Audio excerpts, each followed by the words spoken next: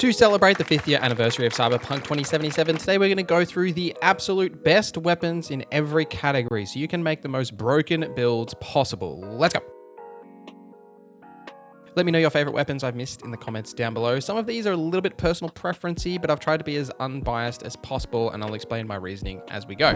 Firstly, let's start with pistols. The overall best pistol is kind of unobtainable until the very end of the game, that being Pride, which does require you to do rogue-specific ending of the game.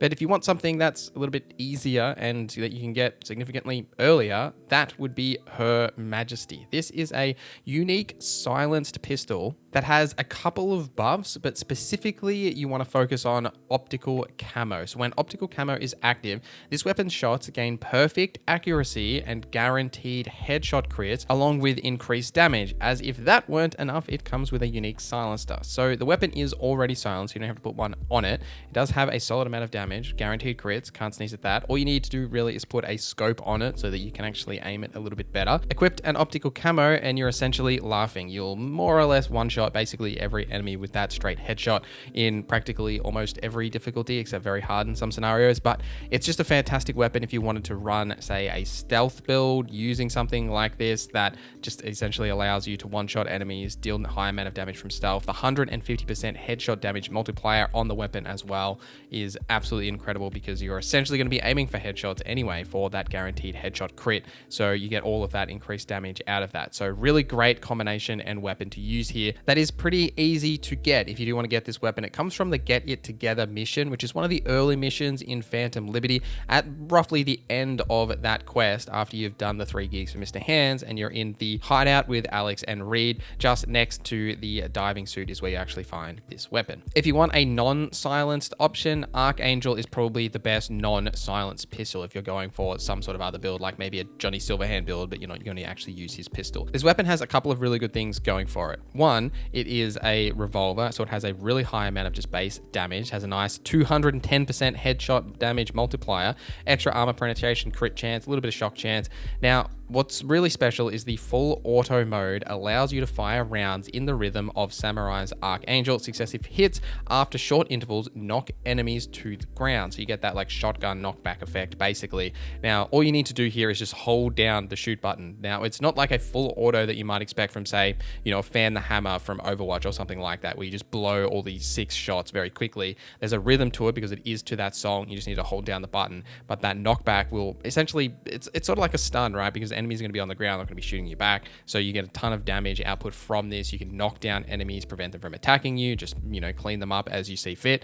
A really good potential here, plus that extra headshot damage is really strong as well, especially if you line up your shots with focus mode or a Sandever stand, something like that, to make sure you're hitting those headshot crits. Archangel is found as part of Kerry's quest line in one of the earlier quests called A Like Supreme. At the end of this quest, Kerry will actually just hand you the Archangel, so it's not missable as long as you do Kerry's quest. There are some fantastic SMGs in Cyberpunk 2077. We actually covered some in my recent best tips for Cyberpunk 2077 video, which I'll link here if you want some of those early game SMG options. But the best SMG option is actually a tech SMG called Raichu, not the Pokemon. This weapon has a couple of really good things going for it. Firstly, when you are fully charged, when you're aiming down sight like you would with tech weapons, it will become a fully automatic weapon and shots fire really fast. It has an amazing actual rate of fire. But when you're not aiming down sight, you're just hip firing, it just has like a burst effect.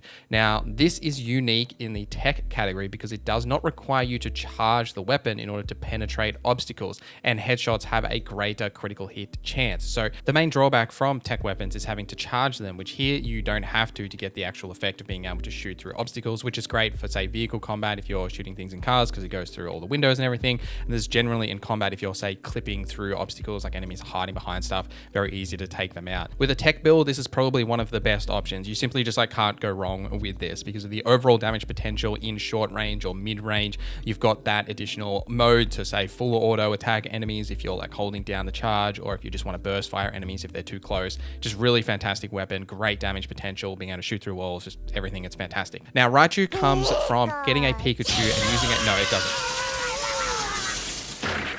So what you get Raichu from is from an increased criminal activity spot near the Longshore Stacks in Phantom Liberty. At the end of this area, there is a little boss here called Ross Ulmer. You'll need to defeat him and grab his access card and then loot his storage unit that's right near that location. Inside that location is where you will find a Raichu. The best assault rifle is absolutely Hercules 3AX. Now this is a really unique weapon in that it is a power assault rifle, but it's also a smart assault rifle.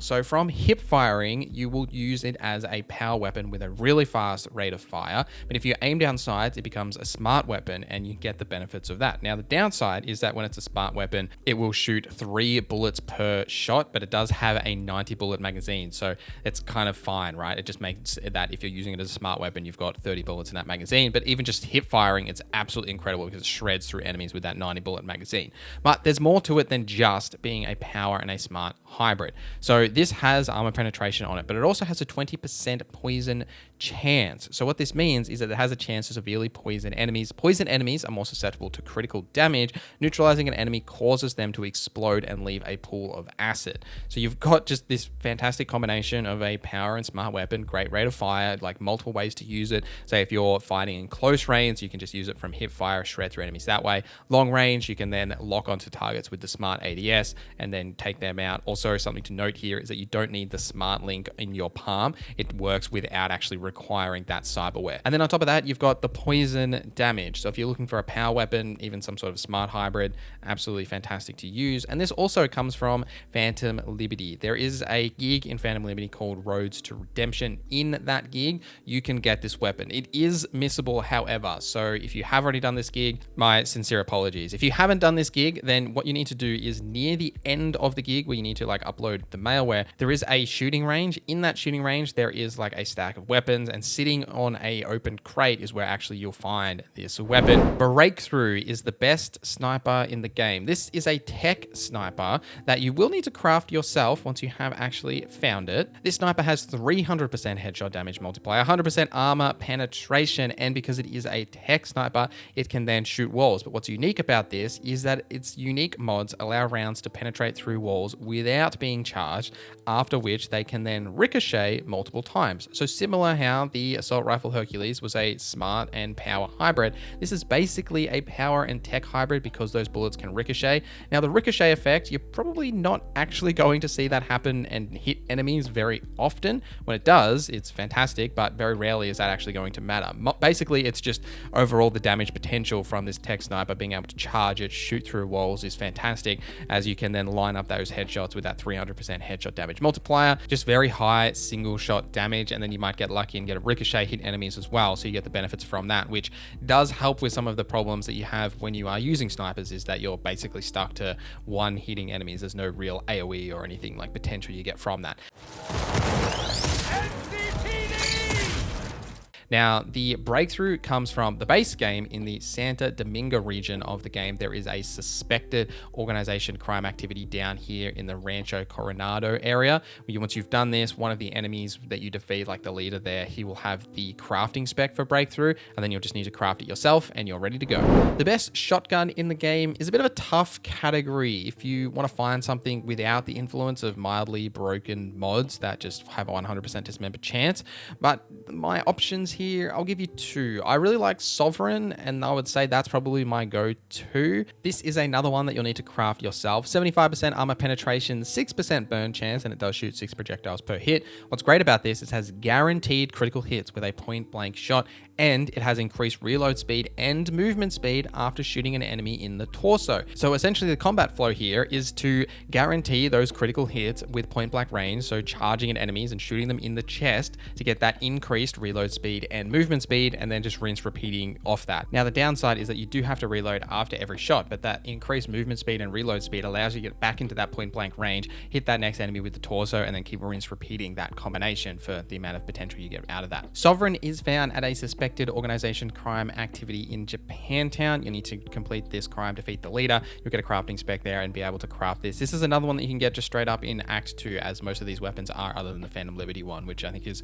a great thing if you are just trying to figure out a build and like get a really strong weapon straight away. Just like Guts, which is the other shotgun that I mentioned that is also very solid. Guts has that amazing kickback with that knockback on basically every hit. Now, it's a solid shotgun, like really great, but overall it just has a really long reload time, and I just never really vibed with its combat flow. But if you want to go pick up Guts at the start of Act 2, it is found in the Corpo Plaza area of the city center, specifically in the bushes behind the 3 meditating monks.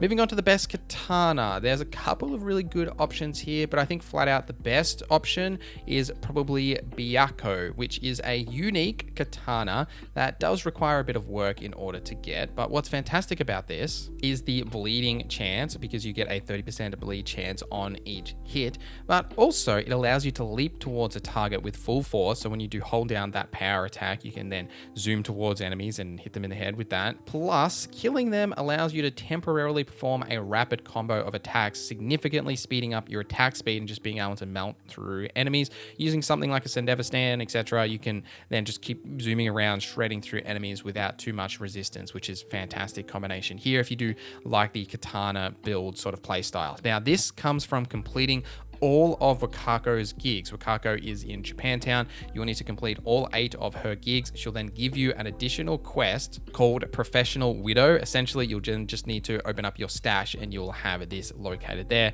and you'll complete the quest. Now, the best blunt weapon probably is just the Gorilla Arms, honestly, because like there's just so much value you get out of them in terms of their fast attack speed compared to the other blunt weapons, plus the benefits of, say, jailbreaking them, being able to get that shockwave effect on like your heavy attack. There's just a lot of versatility and value you get out of them, picking up and throwing enemies, and just general fun, you know, they're just a lot of fun to use. The benefit of this and having them as probably the best option for blunt weapons is that you can just get them by visiting any Ripper Dog. Now, something to note is that cyberware rarity is tied to your level as of Cyberpunk 2.0. So Ripper Dogs don't have exclusive stock anymore. You don't need to go to a specific Ripper Dog. You just need to get to a higher level if you want to, say, get the legendary variant of this and, say, upgrade it to tier 5++ for the ultimate amount of damage you can get out of it. Now, there's kind of one category we haven't really touched on, and that is smart weapons in general. Now, since 2.0, smart weapons are really just heavily tied to net running and intelligence, and they're not great on their own, whereas a lot of the weapons on this list, you can kind of just go and grab them and use them without really having to invest too much in a build. Obviously, if you do invest in a build, they are significantly stronger, but smart weapons are different in that, one, you need to make sure you got the smart link on your hand, and two, you kind of need all the perks in the intelligence line for them to really sing, to reduce that lock-on time, the amount of enemies it can hit, increasing that. Like, there's just a lot of value you get out of having those perks. The best smart weapon is the Ying Long Smart SMG. This weapon has a really short lock-on time with the right amount of perks. It does increase your overall crit damage, and it has shock chance, but it also deals additional electrical damage with a small chance to apply an EMP on impact. That EMP can then disable any of the sideware of the enemies you're fighting, right? If they've got a Sandever stand or something like that, even though you've got a smart weapon, it's much easier to hit enemies when they're using a Sandy, but this will just disable that smartware that they actually might be using. It's just a really solid weapon overall that you can use in combination with quick hacks and, you know, smart weapons not actually really requiring you to aim. So you get that value out of that EMP disabling effects, and then it's just overall like a really solid weapon. To get the Ying Long Smart SMG, you will need to craft it, but it does come from a suspected organized crime activity in the bottom of the Well Springs area of the map. So again, another one that you can just grab easily in Act 2. At the back of this location, you'll find an enemy that you'll need to take out and grab this from them. But let me know any weapons I've missed in the comments below, anything that you think I should have called out. Thank you guys for watching this video till the end. Thank you to our members for supporting the channel. My name is Norza, and I hope you have a great day.